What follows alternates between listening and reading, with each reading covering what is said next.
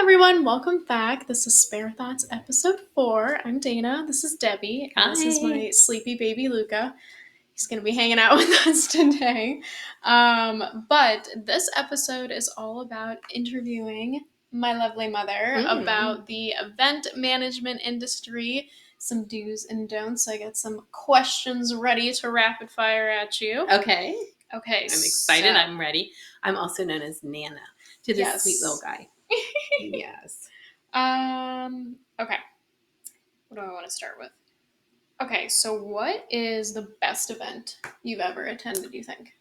Well, and not that you have to name drop specific events, but maybe if you want to describe an event. There's so many, and because having been an event planner for 30 plus years, they're different. They're always different. And I could pick the fanciest gala and the most fun community event.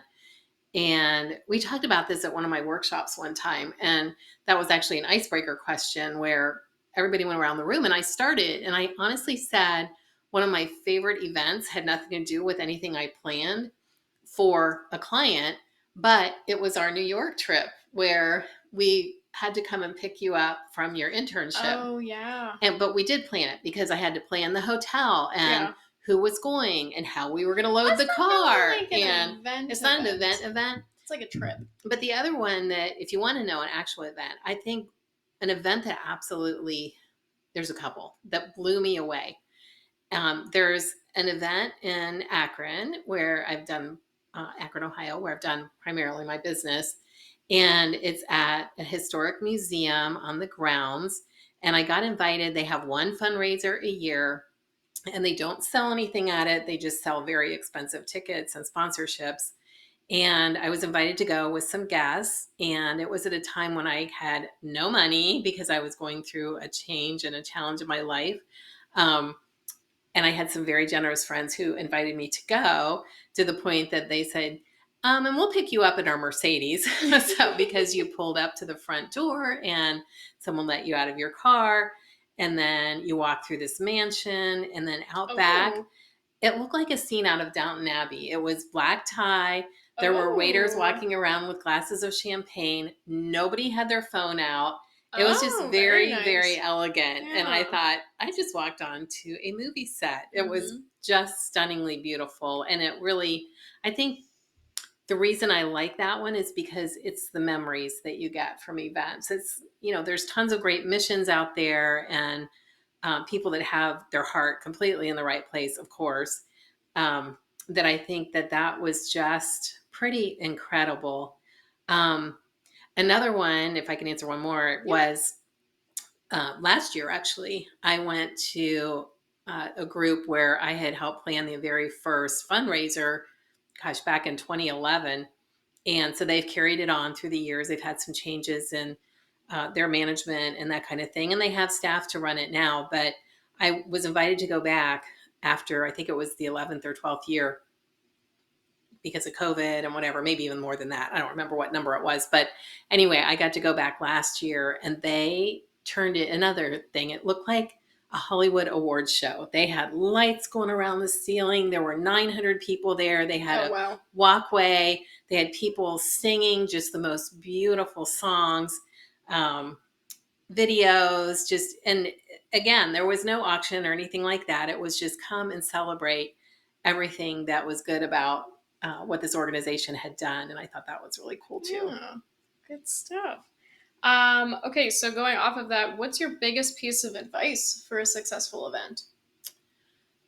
Well, I think that I'll take this from my friend Brooks. We were on a panel together one time about event planning, and we were talking to a group of nonprofit professionals, and we were talking about event planning. And he said, you have to know your audience. And that's such a good point, because I get so many calls. Oh, we want to have a first time event. We want to charge $400 a person. We want to have this black tie, thing like what I just described. And my first question is, but who's coming? Do you know who your following is? Will they bring people? Mm-hmm. Does this warrant this type of event? Because there's lots of different ways to raise money beyond a big, fancy, glamorous gala. Yes. So I think that's it. Know who your base is and who your followers are. And, And then you you know, can event planning is a lot of strategically. work and a lot of money. Yes, So, yes. you know, you have to make sure that it's worth your while before you ever start planning it. Yeah, I love it. Hmm. Okay, on the total opposite side of things, what would you highly advise not to do when planning an event? Overspend. Yes. Because that is very easy to do as somebody who's planning a wedding. Yes, I had, and I don't plan weddings for that very reason, but no, because too many personalities.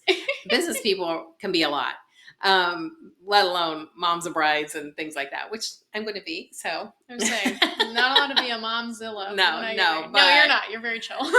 But yeah, no, I've helped clients who have tried to help plan weddings for their children, and they're not momzillas, but some of the family members are a little much. So anyway, wait, what's the question? What should you not do? So what would you highly advise not to doing? Do? And you so said overspending, but also you have to really communicate.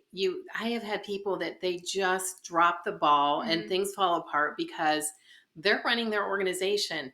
You are not. You have to have someone to coordinate with. Right. You know, it can't be the president or executive director, but somebody has to be on site who can coordinate with you. You can keep things moving along, and you can, you know, review contracts and do all the things that have to be done to make sure all the details are put in place. But we're not signing contracts. We're not issuing checks. We're not making sure, you know, that all the pieces are done legally, or we're not opening the mail. We don't know who sent in a check or who, you know, bought a ticket necessarily. So you have to have someone to communicate with. Okay, let's do that. Hold on. Sorry, I lost my place. Sorry, I keep rambling about your answers to your questions. No, that's okay. Okay, what's the funniest thing that's happened to you either at an event or while you were planning it?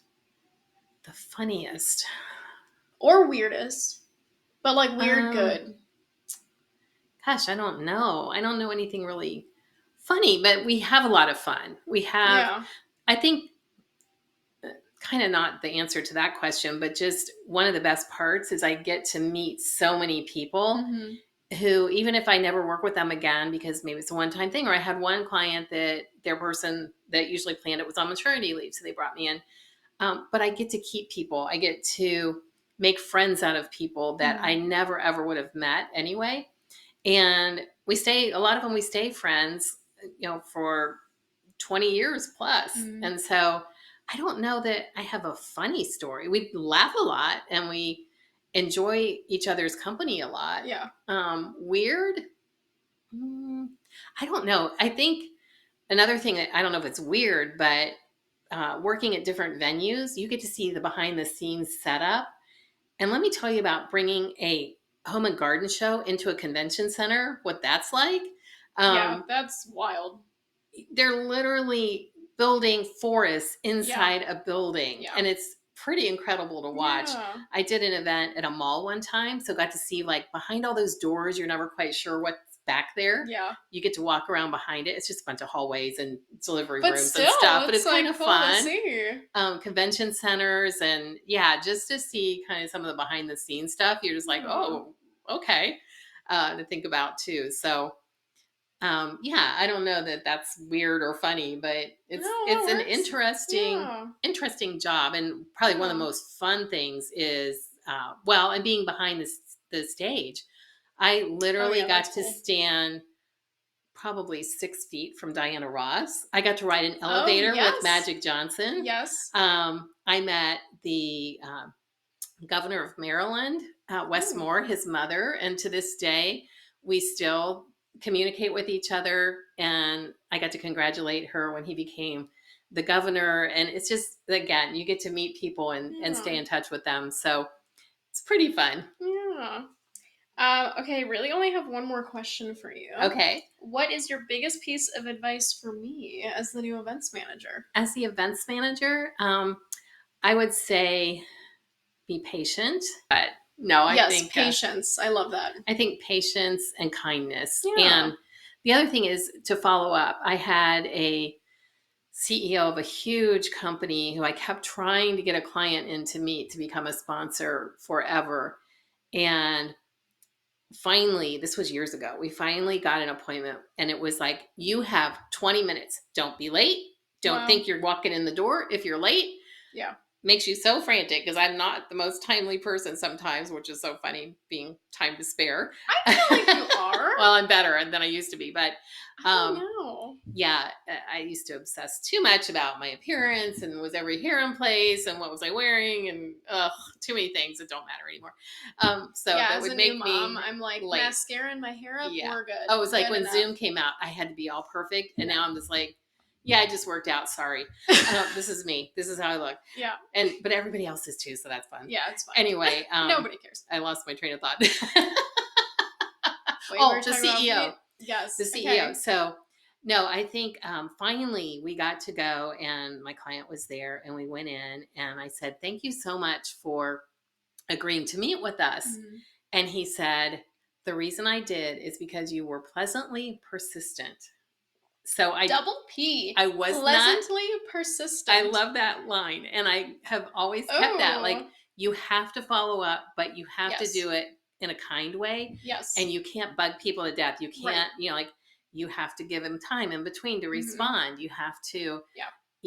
say, okay, thank you. I'll try again in a couple weeks, and those kind of things. Just being polite and kind, and it made a big difference, and they became a sponsor. So that was Pleasantly awesome. persistent. Yes. So I'm gonna, follow up like, and follow Make through. you a sign for Yes, your office yes. that says that. That's Follow up and hilarious. follow through. Nice. But yeah. Cool. So yeah. Well, that's all I had for you.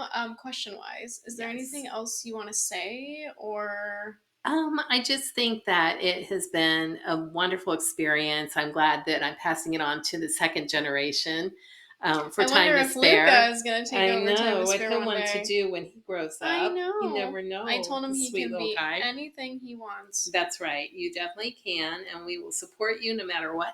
And I'll support you no matter what. Oh, thanks. And I think we're just really grateful that you keep tuning in. Yeah. Next time, we'll come up with a whole new topic, and we're going to start having some guest speakers as well. Yes. Well, I guess guest podcasters. I don't know if we would call ourselves speakers, but Podcast. yeah, some guests Are on we our official podcast. now? I Yeah, guess so. I hope so. We have some people who are actually watching, so that's awesome, and I listening. know. We're getting there. We are. We're So getting there. tell your friends. We'd love to hear some feedback too. So Yeah. let us know what you want to talk about and hear about, and we'll make it happen. All right. Until next time. Thanks so Thanks much. again. Bye.